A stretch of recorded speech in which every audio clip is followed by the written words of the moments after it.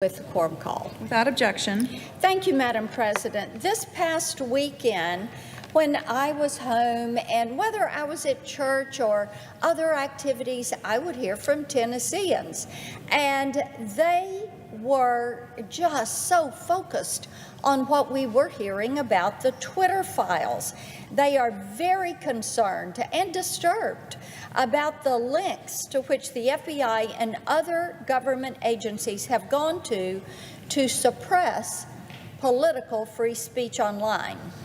The documents released to date especially give them pause because it shows them what it looks like when the power of big tech and the power of the deep state work together against the American people. Now, most people understand that the government and law enforcement sometimes work with private companies.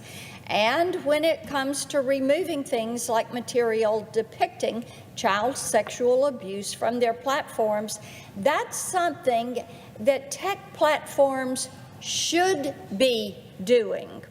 But in this case, they were working together to suppress free speech on behalf of a political narrative, a viewpoint that they held, and words they disagreed with. The existence of the FBI's Foreign Influence Task Force is not a secret.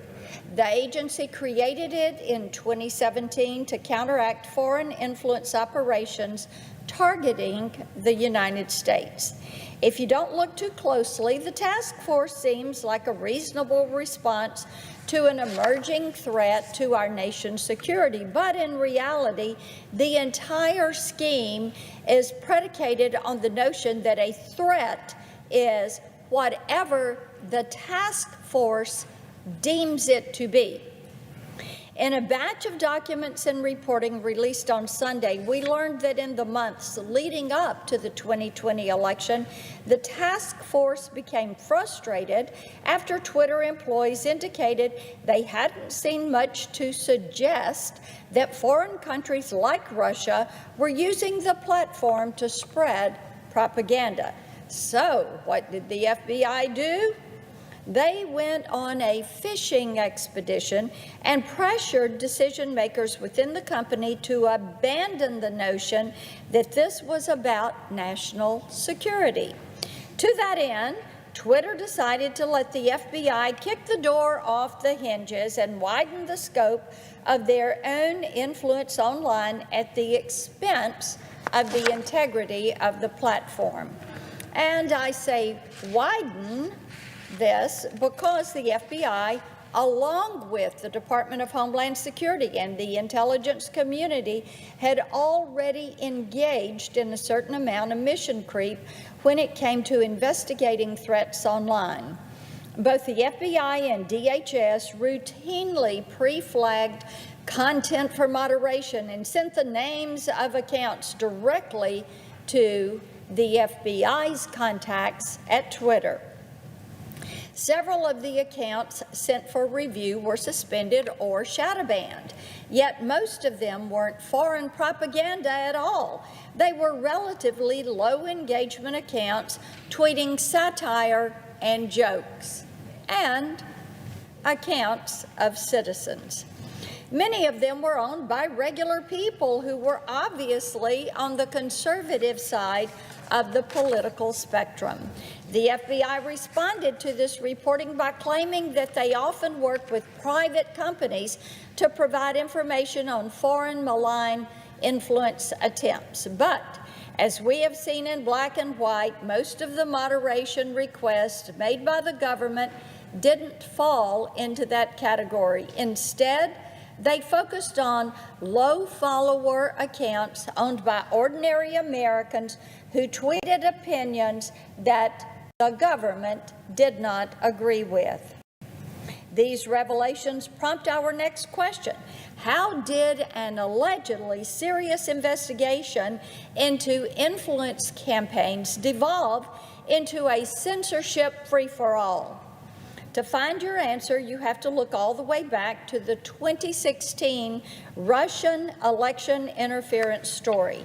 These allegations were used as pretext to justify the blatant censorship covered in the Twitter files reporting.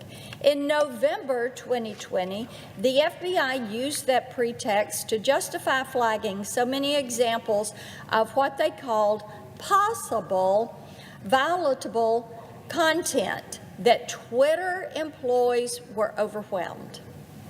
The story still had steam in 21 when DHS published a brief with their assessment that, and I'm quoting, Russian malign influencers probably will increasingly use U.S. social media platforms that offer more permissive operating environments, end quote. As I said, that is there, the DHS quote. And of course, it was that pretext that led to the most infamous instance of government-driven censorship in recent memory. When Twitter suppressed the New York Post story coverage of Hunter Biden's laptop, the platform made it clear they had done so because the story was the product of Russian meddling. Of course, this weekend's reporting revealed that Twitter employees had repeatedly informed the FBI that they had no evidence of significant Russian meddling. Twitter told the FBI repeatedly they had no significant evidence of Russian meddling. But under pressure from the government, they chose to buy into an influence operation that originated much closer to home. The FBI had primed the pump months before the laptop story broke by telling tech CEOs to expect hacking operations targeting people associated with political campaigns. They also planted seeds with elected officials and the media, and even hosted a tabletop exercise that mimicked one of those hacking operations. One person they identified as a potential target, Hunter Biden. Yes, it was Hunter Biden. And of course, his property had been in FBI custody since December 2019.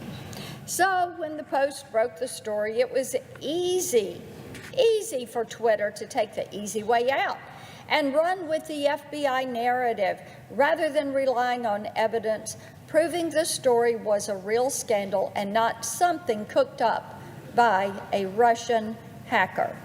At this point in the story, it has become crystal clear that there is a much bigger agenda in play.